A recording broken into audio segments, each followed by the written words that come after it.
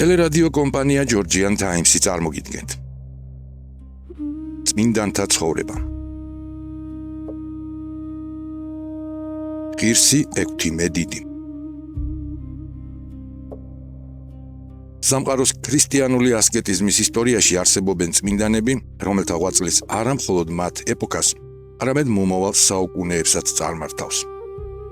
ეგვიპტის უდაბნოში მოღვაწე ანტონი დიდის მსგავსად, წმინდა ექვთიმე იმდენად ნაყოფიერად და შთამაგონებლად მოღვაწეობდა, რომ იგი პალესტინის უდაბნოებში ფართო მონაზნური მოძრაობის ფუძემდებლად და სულიერ მამად იქცა. მისი დიდებული ისტორია მეოთხე საუკუნეში, კერძოდ 378 წელს, მდინარე ევფრატის პირას მდებარე ქალაქ მელიტინაში იწყება. იგი დაიბადა მდიდარი და კეთილმსახური ქრისტიანების, პავლესა და დიონისიას ოჯახში.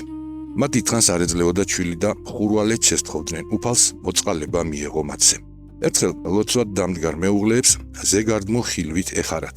იხარებდით, რამე თუ ღმერთსა მოუწემის თქვენ და ძე და სახელი მისი სიხარული, რამე თუ ღმერთმან შობითა მისითა მოსცეს სიხარული ეკლესიათა თვისთა. მალე მათ მართლად შეეძინათ ვაჟი, რომელსაც ექვთიმე უწოდეს, რაც ბერძნულად სწორედ სიხარულს ნიშნავს. მისი დაბადება სიმბოლური წინასწარმეტყველება იყო იმ მშვიდობიანი ჟამისა, რომელიც ეკლესიაში არიოზელთა მწვალებლობისა და 40-წლოვანი სასტიკი დევნის დასრულების შემდეგ დადგა. მადლიერმა მშობლებმა აღთქმადადეს, რომ ნანად პირმშოს ღმერთს შესწირავდნენ. როდესაც ექვთიმე სულ რაღაც 3 წლის იყო, მამა გარდაეცვალა. დედამ მტკიცედ დაიცვა დადებული აღთქმა და ბავშვი აღსაზრდელად თავის ძმას, ხუცეს ევდოქსეს მიჰგვარა. ბიძამ ყრმა მელიტინის ეპისკოპოს ოტრიოსს წარუდგინა. მთავარმა ყრმაში საღვთო მადლი იხილა.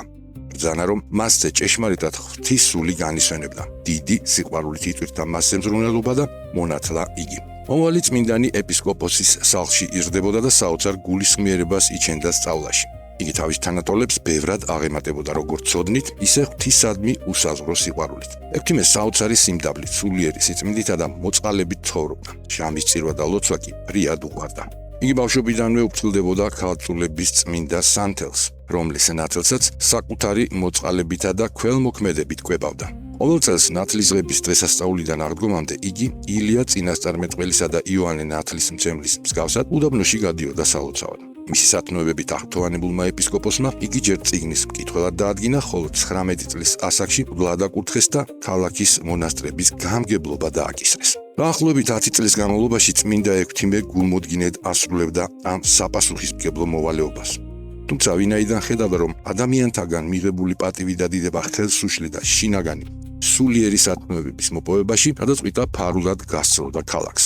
30 წლის ასაკს მიღწეულმა მამამ დატოვა მშობლიური მხარე, ჩავიდა პალესტინაში, მოილოცა იერუსალიმის წმინდა ადგილები, რის შემდეგაც წმინდა ხარიტონის მიერ დაარსებულ ფარანის ლავრას მიაშურა. მან მონასტრის გარეთ მდებარე პატარა მწირ ქოხში დაიწყო დაყუდებული ცხოვრება. მისი ერთადერთი საზრუნავი ლოცვითა და მარხვით ღვთისსათნო ყოფა გახდათ. თავის არჩენად და გაჭირვებულთა დასახმარებლად იგი კალათებს წნავდა, რითაც უდაბნოს მკაცრ პირობებში მოწყალების გაცემასაც ახერხებდა. იქვე მახლობლად ღირსი თეოქტისტე მოსანგრეობდა.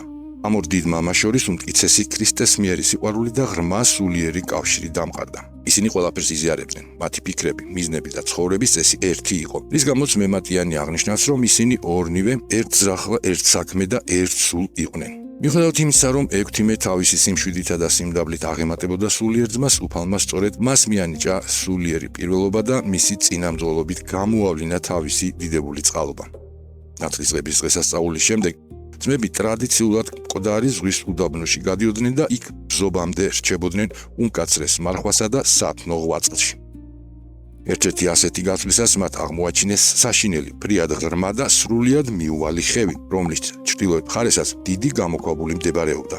ძმებს საოცრად მოეწონათ ეს განმარტოებული ადგილი. იქ დასახლდნენ და გამოქვაბული მცირე ეკლესიად აქციეს, სადაც მხოლოდ ბალახით იკვებებოდნენ და ყველასგან ფარულად ლოცულობდნენ.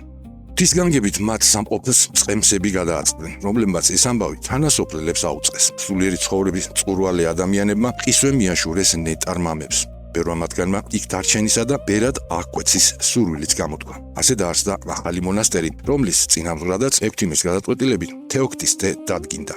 თავად ექვთიმემ კი საძმოს სულიერი მოძრობა იტვირთა. წმინდა ექვთიმე მთელს კვირას მღვიმეში, მდუმარებაში ატარებდა, რომელიც ეკვდერად ჰქონდა მოწყობილი. ხოლო შაბათ-კვირას, როდესაც ბერები ლიტურგიაზე იკრიბებოდნენ, იგი სიყვარულით მოძღვრავდა მათ. იგი ასწავლიდა ძმებს, რომ ვინც წუთის სოფელს მიატოვებს, მან საკუთარი ნება უნდა დაივიწყოს, სიმდაბლე და მორჩილება შეიმოსოს. ხოლო ჟამსიკვდილსა და საშინელ სამსჯავროს მოელოდეს და ცათა სასუფევლის მარადიული დიდება ეტყობოდეს. განსაკუთრებით ახალგაზრდა ბერებს მოუწოდებდა შრომისკენ, რათა სხვისი ნაშრომით არ ეცხოვრათ და მარად ხსომებოდათ მოციქულის სიტყვები. ღამე და დღე შურებოდე ხელითა ჩემითა, რათა არავის დაუმძიმო. იგი მკაცრად ითხოვდა ტაძარსა და ტრაპეზზე სრულ მდუმარებას და ზოგჯერ ახალგაზრდა ბერებს, რომლებსაც მარხვის გადამეტებული გამკაცრება სურდათ, ზომიერებას ურჩევდა, რათა ამ პარტავნებაში არ ჩავარდნილიყვნენ. 420 წლისთვის წმინდა ექვთიმესთან ბედუინთა ტომის წინამძღოლი ასპევეტი მივიდა, რომელიც ქრისტიანებს სპარსეთის დევნისგან თავის დაღწევაში ეხმარებოდა. ასპევეტს საღვთო ხილვა ჰქონდა, რის შემდეგაც თავისი მძიმეცნეული ვაჟი ტერებონი წმინდანს მიიყვანა. ექვთიმემ ჭაბუკს ჯვარი გარდასახა და იგი სასწაულებრივად მყისიერად განიკურნა. ამ საკვირველების მხილველი ბედუინები წმინდა მუხლებში ჩაუვარდნენ და მონათლას თხოვეს. ნათლისღებისას ასპევეთს პეტრე ეწოდა. იგი შემდგომში ეპისკოპოსად აკურთხეს და არაბთა შორის ქრისტიანობის მხურვალე ქადაგებელი გახდა. ამ დიდებული სასწაულის შემდეგ წმინდა მამის სახელი მთელ მხარეში გაუვარდა. მასთან უამრავი სნეული და ეშმაკეული მიდიოდა, რომლებიც მისი ლოცვით კურნებას იღებდნენ. რადგან ექვთიმე ამაო მიწიერ დიდებასა და შფოთს ვერ ეგუებოდა, დატოვა იქაურობა და თავის მელიტინელ მოწაფესთან დომენტიანესთან ერთად შორეულ რუბის უდაბნოში მარდას მთაზე გადასახდა, სადაც ოდესღაც საულის დევნას განრიდებული დავით წინასწარმეტყველი იმალებოდა. იქ მან ახალი მონასტერი დააარსა, მრავალი მეუდაბნო იხსნა მანიქეველთა მწვალებლობისაგან და უამრავი სასწაული მოახდინა. მაგრამ მნახველები აქაც არ ღვევდნენ მის სულიერ მყუდროებას. ამიტომ მან კვლავ თეოქსტიტეს მონასტრისკენ გამგზავრება გადაწყვიტა. გზად უდაბური მიუვალი და საოცრად სუფთა ჰაერის მქონე ადგილი მოეწონა და მოწაფესთან ერთად მცირე გამოქვაბულში გაჩერდა. როდესაც წმინდა თეოქსტიტემ მისი დაბრუნება შეიტყო, სწრაფ ამოვიდა მასთან და მონასტერში დაბრუნებას თხოვა. ექვთიმემ იქ გადასვლა არ ინება. მაგრამ აუთქვა, რომ კვირაობით ჩავიდოდა ხოლმე ჟამის წირვაზე. მალე ასპევეთ პეტრემ მასთან უამრავი სარკინოზი მოიყვანა, რომელთაც ქრისტიანობის მიღება სურდათ. უდაბნოს ყოფილი მგლები ქრისტეს 7 ცხრებად გადაიქცნენ. იქვე კარვები გააშენეს და პატარა ქალაქი შექმნეს. ექვთიმეს არ სურდა მის ირგვლივ ბერების გამრავლება, მაგრამ უფალი გამოეცხადა მას და უბრძანა: ნუვის უკუნაქცევ, რომელსა უნდეს ცხოვრება იმ. ასე შემოიკრიბნენ მის გარშემო ახალი სულიერი შვილები და დაარსდა დიდებული ახალი ლავრა, რომლის ეკლესიაც 428 წელს იერუსალიმის პატრიარქმა იუბენალმა აკურთხა. ერთხელ, როდესაც წმინდა ექვთიმე წირავდა და დიაკვანი დომენტიანე ემსახურებოდა, ზეციდან ღვთაებრივი ცეცხლი გარდა მოხდა და მთელი საკურთხეველი დაფარა. ამ დღიდან წმინდანმა დაფარულ მწოდნელობის განსაკუთრებული მადლი მიიღო. იგი ადამიანის პირის სახეზე შეხედვით ხვდებოდა მის ფარულ გულისხმებს და წინასწარ ხედავდა თუ ვინ ეზიარებოდა ღირსეულად და ვინ უღირსად, ცოდვებით დამძიმებული. თავდაპირველად ახალი სავანე მატერიალურად უკიდურესად ღარიბი იყო, თუმცა ღირსი მამა ყოველთვის მტკიცედ სასვებდა ღმერთს. ერთხელ ლავრას მოულოდნელად 400 მგზავრი მიადგა. ექვთიმემ ბრძანა დაეპურებინათ სტუმრები. შეწუხებულმა იკონომოსმა მიუგო, რომ მონასტერში 10 კაცის სამყოფი პურიც კი არ მოიპოვებოდა. წმინდანის ლოცვითა და ღვთის განგებით საწყობში პური, ღვინო და ზეთი სასწაულებრივად ისე გამრავლდა, რომ 400 მგზავრი დანაყრდა, ხოლო ბერებს რამდენიმე თვის სამყოფი მარაგი დარჩათ. წმინდა ექვთიმემ კაცრად იცავდა მონასტრულ წესრიგსა და მორჩილებას. ერთხელ ერთ ბერს ახლო მდებარე დაბიდან მონასტრისთვის საჭირო ნივთების ჩამოტანა დაავალეს. ბერმა ამ პარტავნულად უარი თქვა ერში გასვლაზე. ექვთიმე დაპირდა, რომ ღმერთს მისი სათდურისგან დაცვას შეევედრებოდა, მაგრამ ძმა ჯიუტად უარობდა. მაშინ წმინდანმა თქვა: შენ იცი რა არის ურჩებისა მისაგებელი. ისიერად ურჩი მონაზონი ბოროტმა სულმა შეიპყრო, მიწაზე დააგდო და პირიდან დორბლი გადმოაყრევინა. შეშინებული საძმოს ვედრების შემდეგ ექვთიმემ შეწოდებულს ჯვარი გარდასახა და განკურნა. რის შემდეგაც ბერმა ტირილით ითხოვა შენდობა და სიხარულით დაემორჩილა მოძღვარს. წმინდანმა კი შეკრებილებში ახსენა: ღმერთსასთნავს მორჩილებაი უფრო ის მსხვერპლთა, ხოლო ურჩებაი სიკვდით მიიყვანებს. სხვა დროს, როდესაც ორმა ძმამ სიმკაცრეს ვერ გაუძლო და გაქცევა განიზრახა, ექვთიმემ ხილვაში ნახა, თუ როგორ მიათრევდა მათ ეშმაკი აღვირით მოსაკლავად. მან მოუწოდა ბერებს და დაარიგა, რომ ადგილიდან ადგილზე გადასვლით ბერი ნაყოფს ვერ გამოიღებს, ისევე როგორც ხშირად გადარგული ხეხმება. 431 წელს ეფესოში გამართულ მესამე მსოფლიო კრებას, რომელიც ნესტორის მავნებლური ერესის წინააღმდეგ იყო მიმართული, ექვთიმე დიდი სიხარულით შეხვდა და მტკიცედ დაისვა მართლმადიდებლობა. 20 წლის შემდეგ, 451 წელს, კალკედონის მეოთხე მსოფლიო კრებამ შეაჩერა დიოსკორეს მონოფიზიტური ერესი. ამ სულიერი შფოთის ჟამს, როდესაც უამრავი ადამიანი შეირყა და თვითმარქვია თეოდოსიმ იერუსალიმის პატრიარქის ტახტი მიიტაცა, წმინდა ექვთიმე და მისი მოწაფეები შეურყეվել სვეტად დადგნენ ჭეშმარიტების დასაცავად. თვით იმპერატორ თეოდოსი მეორის ქვრივი დედოფალი ევდოკია თავიდან მწვალებლებს მიემხრო, მაგრამ ოჯახური ტრაგედიების შემდეგ ანტიოქიაში წმინდა სვიმეონ მესვეტეს მიაკითხა რჩევისთვის. დიდმა მესვეტემ დედოფალს უთხრა: "გვერდი წმინდა წყარო ყავს და ამ სიშორეზე რად მოსულ ხარ სასმელად?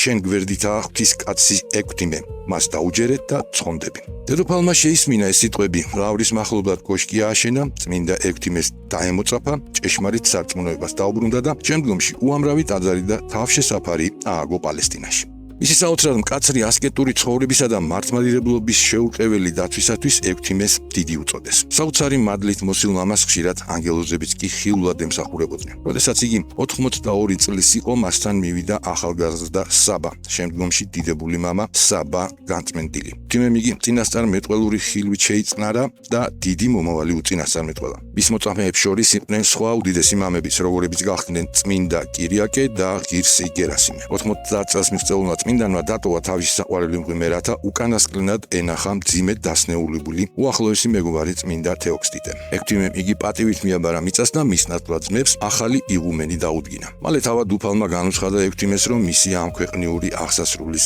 ჟამიც მოახლოებული იყო. ანტონი დიდის ხსენების წინასაღამოს მან წუხრის საზეიმო ლოცვა ბრძანა და 2 ხუთსეს ჩუმად გაანდო. ესე ღამის თევაი დასასრულ არს ღამის თევისა ჩემისაი თქვენ თანახორცითა. გამთენისას მან ყველა ძმა შეკრიბა და უკანასკნელად დამოწვრა ისინი. უკე თუ მე გიყვარ, დაიმარხეთ მცნებაი ჩემი, დაწყებაი და დასასრული საქმეთა კეთილთაი.